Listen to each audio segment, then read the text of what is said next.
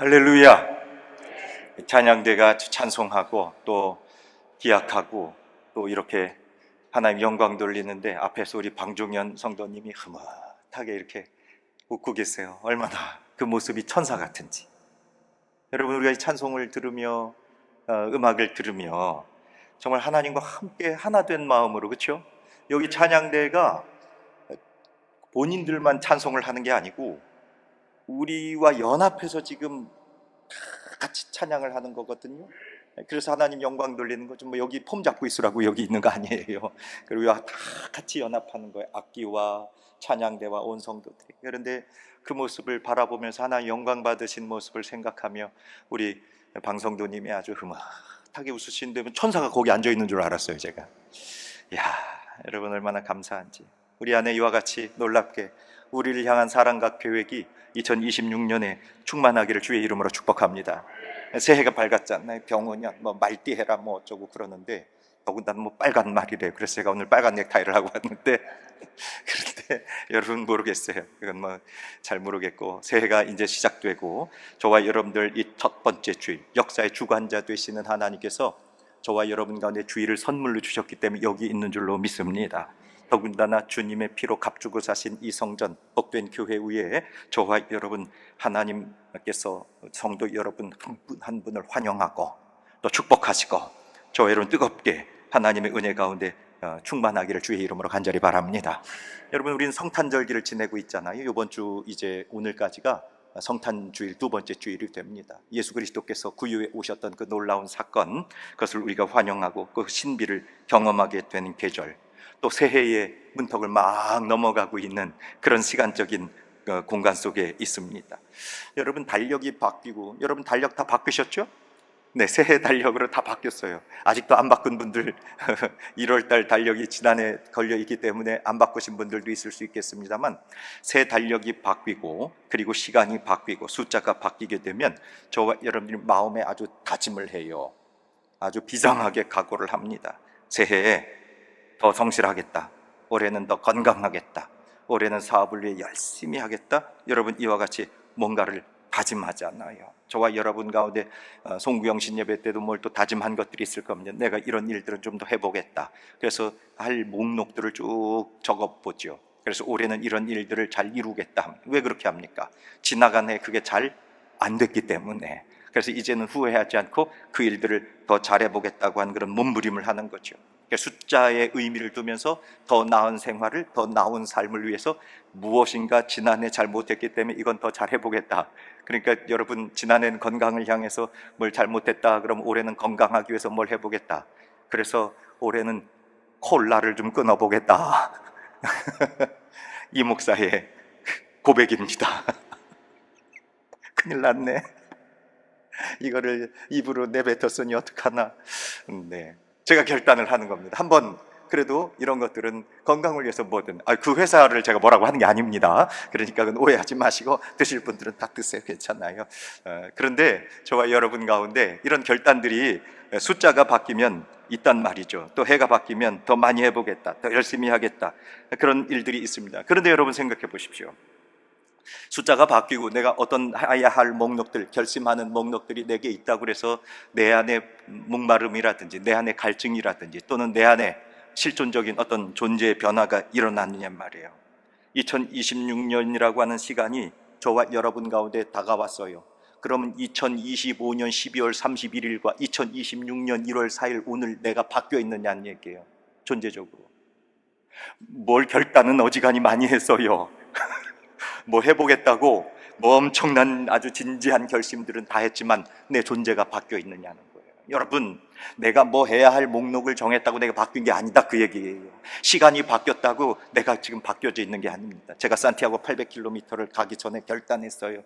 내가 이 800km 40일을 다 완주하고 난 다음에는 내 존재가 바뀔 것이고 내가 새롭게 될 것이고 내가 완전히 거듭난 인생이 될 것이다. 천만에 만만에 40일 다 지나고 났더니 40일 전이나 40일 후나 제가 똑같은 나가 있는 거예요. 그렇다고 헛심을 쓴 건 아니겠습니다. 그렇게 결단을 하는 것이 또 중요한 일들이긴 하지만, 그런데 여러분, 우리가 뭔가를 해야 할 목록을 정했다고 결심을 했다고 내 삶이 바뀌고 내 존재가 바뀌는 거 아니란 말입니다. 그런데 오늘 말씀을 통해서 하나님께서 저와 여러분 가운데 2026년에 이 목사 이거 해야 돼, 이 목사 저거 해야 돼, 이런 거 결단해야 돼, 그래야 새로워져, 그래야지 뭐가 변화가 일어날 거야, 이렇게 하나님 우리를 내모시는 게 아니라는 얘기입니다. 나에게 무엇을 해야 할 목록, 무엇을 해야 할 doing, 이런 리스트를 정해주시는 것이 아니라 저와 여러분 가운데 본질적으로 하나님이 우리들에게 오늘 무엇을 질문하시고 계시느냐, 이 목사 뭐 계획한 거 있지, 뭐 이것저것 목록 정해놓은 거 있지, 그거 말고 하나님께서 우리들에게 지금 본질적으로 질문하시는 건 너 누구냐, 너는 누구냐, 하나님은 나에게 누구이신가, 이게 본질적으로 내 안에서 충만하게 될 때 내 삶의 변화가 일어나고 내 삶에 놀랍게 새로워지는 역사들이 나타나게 되는 줄로 믿습니다. 저 멀리 계신 줄만 알았던 하나님, 나와 관계 없었던 것 같았던 하나님이 아예 짐을 싸 짊어지시고 우리 안으로 오신 사건, 그게 바로 신비한 성육신, 성탄의 사건 아니겠습니까? 사랑하는 여러분, 말씀이 육신이 되고 저와 여러분 가운데 장막을 치시고 텐트를 치시고 저와 여러분 가운데 임마누엘 함께 하시는 이 놀랍고 아름다운 사건, 이거 신비한 겁니다. 제가 오늘 그 말씀을 드리려고 합니다. 그래서 이 놀랍고 신비한 사건이 저와 여러분 가운데 이루어짐으로 인생이 바뀌고 우리의 운명이 전환이 되고 새로운 삶의 역사가 저와 여러분 가운데 2026년에 펼쳐지기를 주의 이름으로 축복합니다. 여러분, 저와 여러분 2026년에 세상은 여전히 저와 여러분들을 그렇게 정의할 거예요. 연봉은 얼마나 받으세요? 직책은 뭐예요? 또 과거에 어떤 일들을 했어요? 이력서는 어떻게 됩니까? 이걸로 우리를 정의하려고 할 겁니다. 그런데 하나님은 그것으로 우리를 정의하시는 분이 아니고 새로운 거룩한 하나님의 놀라운 신분증 주시는데 위로부터 부어주시는 하나님의 자녀가 되는 권세, 그것이 저와 여러분의 신분이고 정체성이고, 저와 여러분이 세상에서 뭘 하고 어떤 직책을 하고 이게 다 귀한 것이지만 그거보다 더 본질적인 거, 내가 하나님의 자녀요, 위로부터 부어주신 하나님의 자녀된 권세가 저와 여러분 가운데 있는 줄로 믿으시길 주의 이름으로 축복합니다. 그래서 2026년에 세상이 우리를 도전할 겁니다. 압도하는 일들이 우리 가운데 밀려올 겁니다. 그러나 그것보다 더 크고 그것보다 더 위대하고 그것보다 더 넓으신 하나님의 은혜 위에 은혜가 저와 여러분을 덮어주셔서 인생의 어른 모든 문제들 가운데 있는 것들을 주께서 다 거두시고 새롭게 하시고 굳세게 하시는 그 회복되는 역사, 그것이 저와 여러분 가운데 있기를 주의 이름으로 축복합니다. 여러분, 우리가 너무나 익숙하게 예수님이 이 땅에 오셨다, 하나님이 이 땅에 오셨다, 말씀이 육신이 되셨다, 이 사건은 도대체 우리들에게 어떤 걸까? 여러분, 말씀이 육신이 되는 게 쉬워요? 하나님이 이 땅에 몸을 입고 오는 게 쉬워요?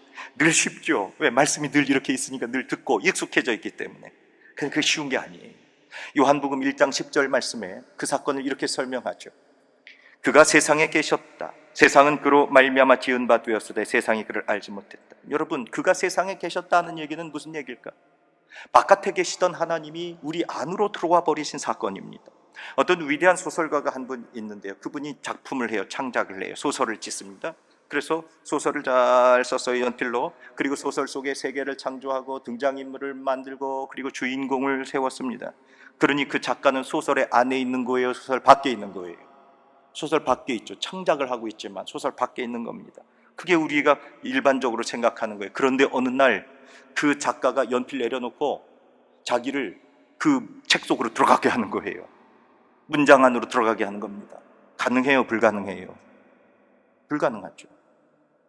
그런데 하나님이 당신이 창조하신 세계, 영원하신 하나님, 무한하신 하나님이 시간 안으로, 공간 안으로, 물질 세계 안으로, 육신 안으로 들어와 버린 사건, 그러니 이게 여러분 이해가 됩니까?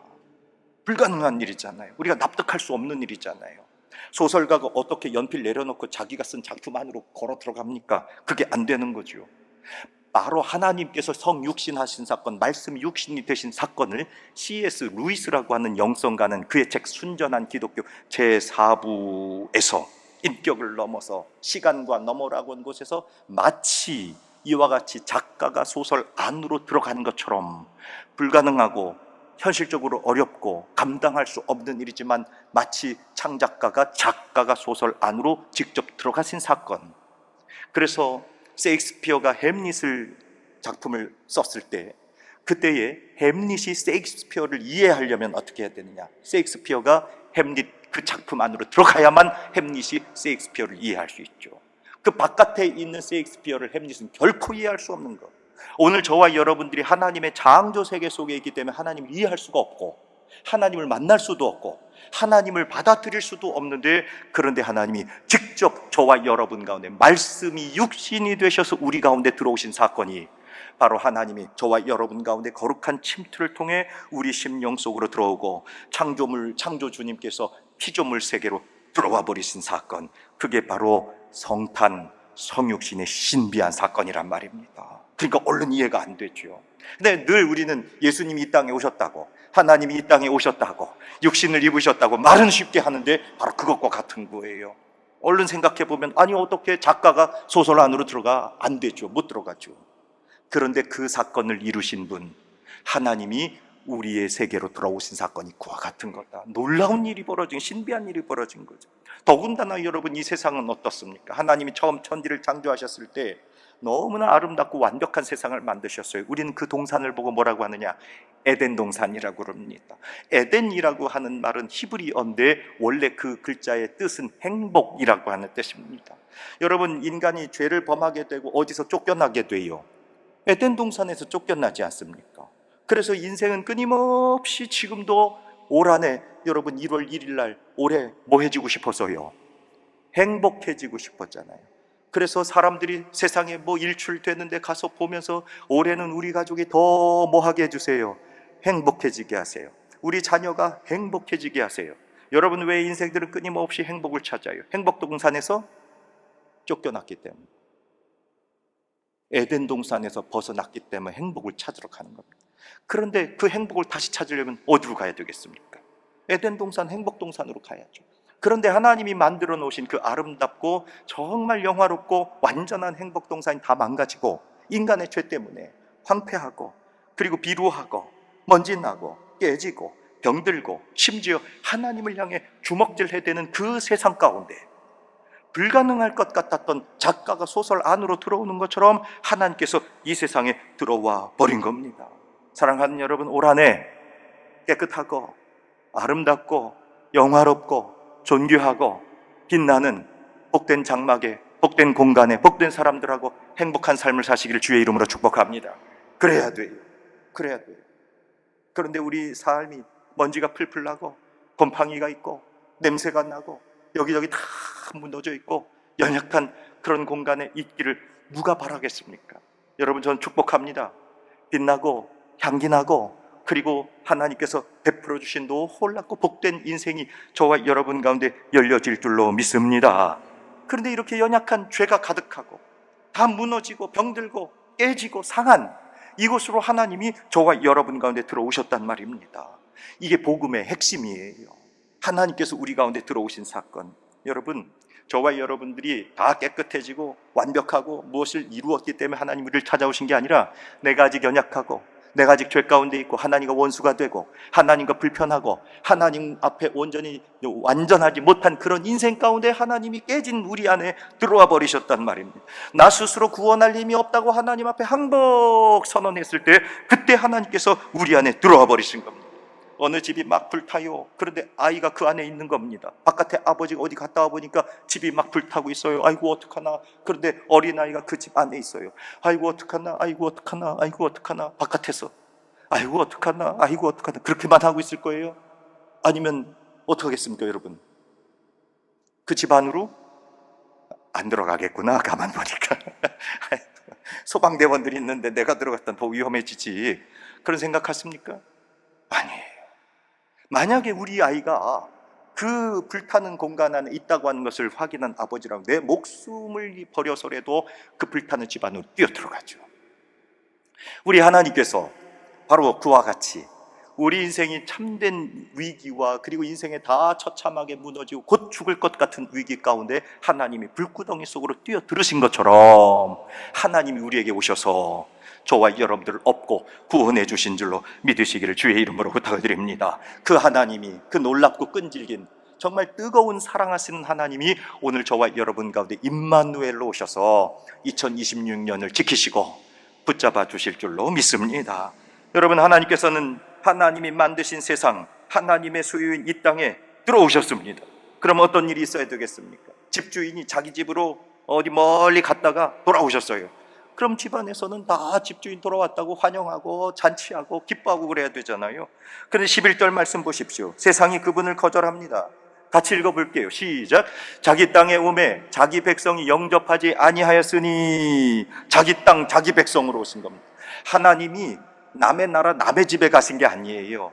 당신이 만드신 당신의 집으로 가신 겁니다. 그리고 당신의 백성들 안에 들어가신 겁니다. 당신이 설계하고 당신이 창조하신 당신의 호흡으로 돌아오신 겁니다. 그런데 어떤 일이 벌어졌어요? 마치 먼 나라에서 아버지가 열심히 피땀 흘려 돈을 모아가지고 집으로 보냈어요. 그래서 그 집을 잘 짓고 자녀들이 잘 살고 있었습니다.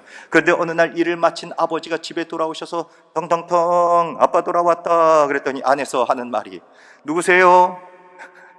우리는 당신을 모릅니다. 나가주세요. 이런 일이 벌어진 겁니다.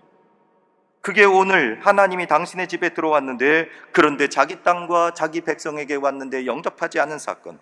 이게 당시 예수님, 당시 유대인들의 모습이었고, 오늘날 그리스도 앞에 나오지 못하고 하나님을 떠난 인류의 모습이 되는 겁니다. 그러므로 성경이 우리 가운데 끊임없이 말하는 인간의 죄라고 하는 것은 도덕적인 규칙 몇 개 어긴 것, 그걸 보고 죄라고 하는 게 아닙니다.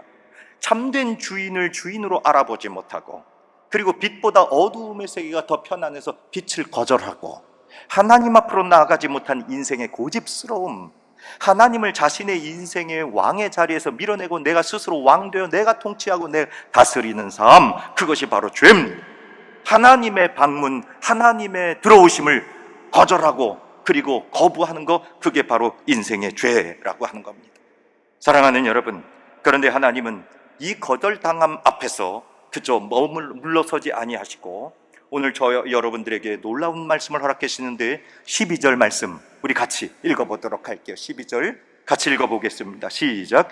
영접하는 자, 곧 그 이름을 믿는 자들에겐 하나님의 자녀가 되는 권세를 주셨으니. 아멘. 복음의 핵심이죠. 두 가지 단어가 있습니다. 하나는 영접이고 하나는 권세입니다. 영접은 믿음이라고 할 수가 있겠습니다. 저와 여러분의 인생을 바뀌는, 완전히 바뀌는 두 가지 단어, 영접, 곧 믿음입니다. 여러분이 영접은 무엇일까? 믿음은 무엇일까? 저와 여러분 가운데 구원을 얻기 위해서 어떤 자격 요건이나 깨끗해지거나 공로가 있어서 저와 여러분들이 구원받는 게 아닙니다. 내가 이만큼 착하게 살았으니, 내가 이만큼 거룩하게 살았으니 나를 구원하여 주시옵소서, 아니란 말입니다. 영접이에요. 나는 아직 연약하고 나는 아직 어둠 가운데 있고 내 힘으로는 아직 아무것도 할 수 없지만 주여 나를 구원하여 주시옵소서. 그래서 내 마음을 열고 주님 내 안에 들어와 주셔서 나를 다스리시고 나로 하나님의 권세로 살게 하시고 하나님의 통치하심으로 따라가게 하시고 하나님 나의 삶을 바꾸어 주시옵소서. 그렇게 하나님을 환영해내는 사건, 이게 영접이고 믿음이라고 하는 겁니다. 그래서 내 안에 마음의 연약한 것들을 다 풀어버리고 주님을 모셔드려 내 안에 주님으로 인정하는 것, 겸손하게 주님 앞에 엎드리는 것, 그게 바로 영접이요 믿음입니다. 이렇게 하나님 앞에 나갈 때 주님께서는 우리들에게 놀라운 선물을 주셨는데, 그것이 바로 하나님의 자녀가 되는 권세입니다.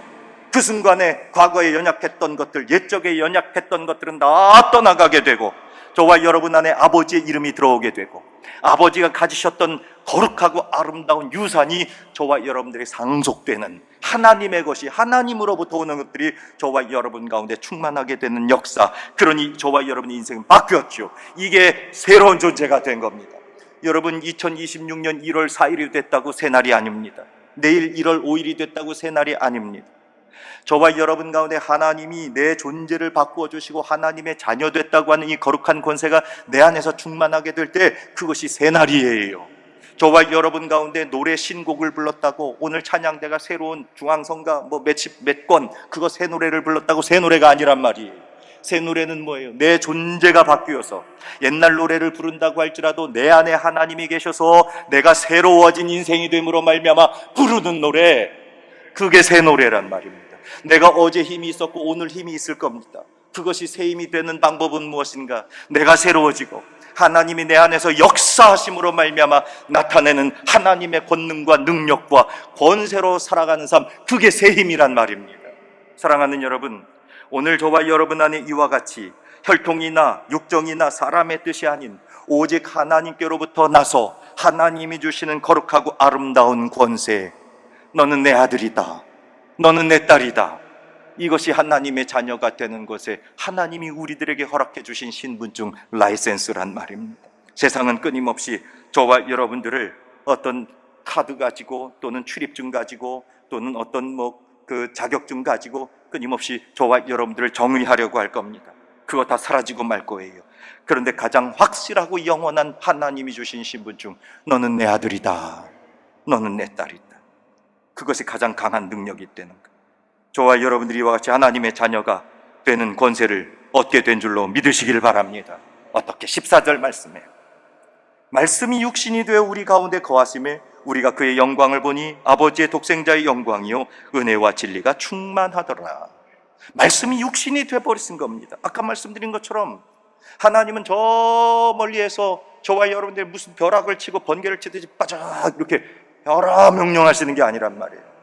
하나님이 말씀이 육신이 되신 것, 작가가 소설 안으로 들어가 버리신 것처럼 불가능한 사건이 저와 여러분 안에 들어온 겁니다. 만물을 지으신 주님께서 피조물인 인간의 몸을 입으시고 온 우주를 다 담아도 부족한 그 광대하신 하나님이 연약한 여인의 복중으로 당신을 밀어 넣어버리셔서 인간 속으로 들어와 버리신 겁니다. 자신을 가장 겸손하게 하셨고 자신을 가장 크게 비우셨고 자신을 가장 낮추신 사건, 그래서 우리 안으로 들어와 버리신 사건, 말씀이 육신이 된 겁니다. 왜 주님은 그렇게 육신을 입으셨을까? 우리 인생 가운데 연약함이 있기 때문에 그렇습니다. 저와 여러분 삶 가운데 고통이 있죠. 피곤하죠. 배고프죠. 어떤 경우에는 사랑하는 가족을 잃고 아직도 슬퍼하고 눈물을 흘리는 이들이 있을 겁니다. 그런데 우리 주님이 바로 육신 안으로 들어와 버리심으로 말미암아 저와 여러분의 연약함과 눈물과 고통과 슬픔을 아시고 주님께서 그것을 다 구원하시기 위해 저와 여러분 가운데 들어오신 겁니다. 14절 뒷부분에, 중간 뒷부분에 보니까 하나님께서 저와 여러분과 장막으로 들어오셨다, 거하셨다 하는 말씀이 있어요. 옛적에 모세 시절의 말이죠. 광야에 하나님이 거기다 텐트 하나 쳐라, 내가 그리로 들어갈게, 그리고 만드신 게 성막이잖아요. 그래서 이스라엘 백성들이 광야를 돌아다닐 때 거기 텐트 안으로 하나님이 들어가 버리셨어요. 그래서 이스라엘 백성들이 집을 걷고 움직이면 하나님도 같이 움직이시고, 그리고 이스라엘 백성들이 짐을 내려, 물론 하나님 먼저 이동하셨지만 하나님이 같이 이동하시는 역사들이 일어났습니다. 그게 옛적에 하나님이 텐트 안으로 당신을 집어넣으신 거죠. 그런데 이제 하나님께서 거하심의, 이게 스캐너라고 하는 헬라어인데요, 하나님이 텐트를 치셨다, 우리 가운데 텐트를 치셨다. 무엇으로?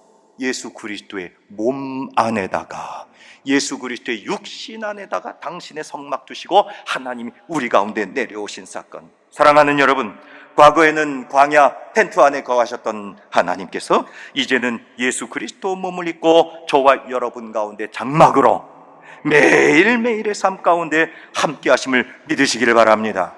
여러분들이 땀 흘려 일하는 회사 책상, 거기에도 우리 주부들이, 아니 주부들만 하는 게 아니라 어떤 분들이 주방에서 밥솥 운전을 하시든지, 그 남자든 여자든 다 할 수 있는 거예요. 요즘에는 주부들이라고 얘기하는 건 좀 잘못된 것 같아요. 어쨌든 누구든지 주방에서 여러분들이 밥솥을 운전하시든지 아니면 세탁기를 운전하시든지 아니면 공부를 하든지 아니면 운전을 하든지 아니면 저와 여러분 가운데 남모를 눈물을 흘릴 만한 그런 슬픔의 일들이 있을지라도 우리 예수 그리스도의 몸을 입으신 하나님께서 저와 여러분과 함께 하심을 믿으시기를 주의 이름으로 축복합니다. 그 높으신 주님이 말도 안 되는 일로 마치 작가가 소설 안으로 들어온 것처럼 저와 여러분 가운데 함께 하셔서 육신의 삶을 그대로 나타내시며 장막을 치신 함께 하시는 임마누엘 예수님, 그분이 저와 여러분과 함께 하심을 믿으시기를 주의 이름으로 축복합니다. 그러면 그와 같이 우리 안으로 들어오신 주님을 믿고 영접하여 하나님의 자녀가 된 권세 있는 백성들에게 하나님은 어떤 결론 축복 주시는가? 16절 말씀입니다. 우리 다 같이 16절 말씀 읽어볼까요? 16절 말씀 함께 읽겠습니다. 시작. 우리가 다 그의 충만한 데서 받으니 은혜 위에 은혜로라. 아멘.